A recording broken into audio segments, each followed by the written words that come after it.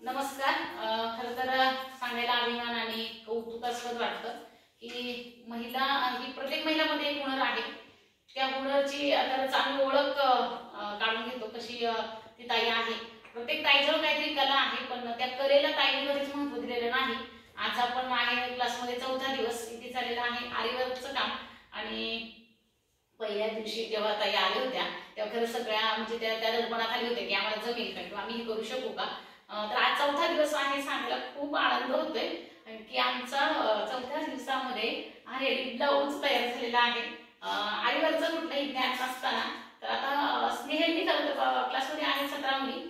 17 मुलींपैकी स्नेहलचं काम आज पूर्ण झालेलं आहे 4थ्या दिवसामध्ये. म्हणून आज व्हिडिओ बनवावा असा वाटला की खरंच जेव्हा आपण सक्षमीकरण म्हणतो तेव्हा ताई कशी सक्षमीकरणाकडे वाटचाल करते त्याचं एक छोटंसं उदाहरण. आणि त्यांच्यातलीच एक ताई तयार झालेली आहे. बाकीच्या ताईंनी हा सुंदर काम केले, प्रत्येक महिलेने सुंदर काम केलेलं आहे. पण आता आपण स्नेहकडून ऐकणार आहोत की तिने पहिला दिवस ते आता 4था दिवस ही जर्नी तिची कशी झाली आणि कसा हा रेडी ब्लाऊज झालेला आहे. तर स्नेहला मी रिक्वेस्ट करते की पहिला दिवस काय होतं, कशी गोंधळलेली होती आणि आज 4था दिवस तो ब्लाऊज रेडी करून तो स्वतः घालून त्याचा आनंद घेतलेला आहे. अशी प्रत्येक ताई आनंद घेणार आहे. स्नेहकडून मला ऐकायला आवडेल.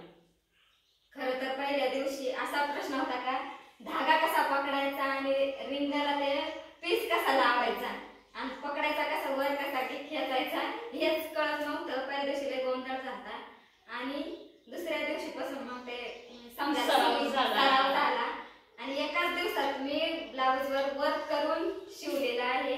आणि खरंच घालून मला खूप आनंद झाला आहे आणि मॅडमने खूप छान शिकवलं आहे. मॅडमचं मनापासून धन्यवाद. धन्यवाद तर तुमचे आहेत की मी नेहमी सांगत असते की मी चांगला वेळ देते, चांगल्या कामासाठी देते. तर मी जर चांगलं शिकवते तर तुम्ही अर्थ चांगलं करायचं आहे.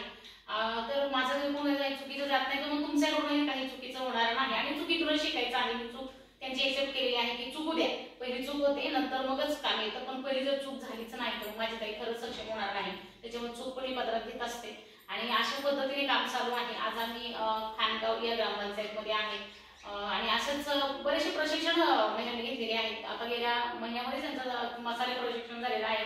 तेव्हा खरंच मी मिस केलं. आता मला असं वाटतं की तेव्हा मी यायला पाहिजे होतं. मी 4 वर्ष झाले घर झुंजत होती खानगाव ग्रामपंचायतसाठी की मी तिथे गावात जाईन, त्या गावात काम करेन.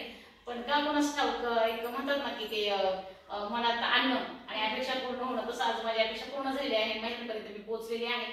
असंच काम महिलांसाठी नेहमी चालणार आहे. एका ताईसाठी आणि एका बाईसाठी मला काम करायचं आहे. एका दिवसाला एक चांगलं काम देऊन मला हा दिवस घालवायचा असतो आणि खूप आनंद आणि खूप खेळीमेळीत आमचा असा हा क्लास पार पडतो. तर मी प्रियंका छोटंसं डिस्टर्ब करते, प्रियंका काम करते. प्रियंकाला मी सांगणार आहे की तू बसून कोणीतरी चालणार आहे. त्याचं तिचं एक छानसं वाक्य आहे आणि ते वाक्य आपल्याला खरंच कुठे ऐकायला भेटणार नाही आणि त्याचा मी आनंद घेत असते. तर प्रियंका तिथेच बसून बोलू शकते तू तुझ्या कामात आलोचनामध्ये. पहिल्या दिवशी आलो ना शिकायला, त्या दिवशी तर सुई पकडायची कशी, धागा कसा वावायचा ते पण येत नव्हतं, पीस कसा रिंगाला लावायचा ते पण समजत नव्हतं. पण मॅडमने खूप छान प्रकारे आम्हाला शिकवलं. पण हाताला हात धरून आम्हाला कसं करायचं कसं नाही सगळं शिकवलं. त्याबद्दल मी धन्यवाद करते. Thank you madam. नाही, धन्यवाद नाही करायचे कारण एक माझं काम आहे ते. बऱ्याच ठिकाणी धन्यवाद येतं पण मला धन्यवाद अपेक्षित नाही कारण एक महिला एका महिलेसाठी काय करू शकते आणि मी जर सक्षम झालेली आहे तर माझी ताई सक्षम करू शकत नाही.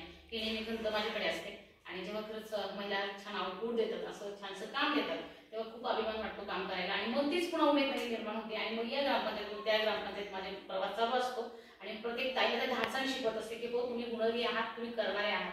असे खूप सारे प्रकारचे क्लासेस मी अरेंज करते, स्वतः क्लासेस घेते. तर नेहमी आपली युट्यूब फॅमिली विचारत असते की तुमचं काम कसं चालतं. तर अशा प्रकारे माझं काम चाललेलं आहे. शेवटपर्यंत व्हिडिओ बघितल्याबद्दल धन्यवाद.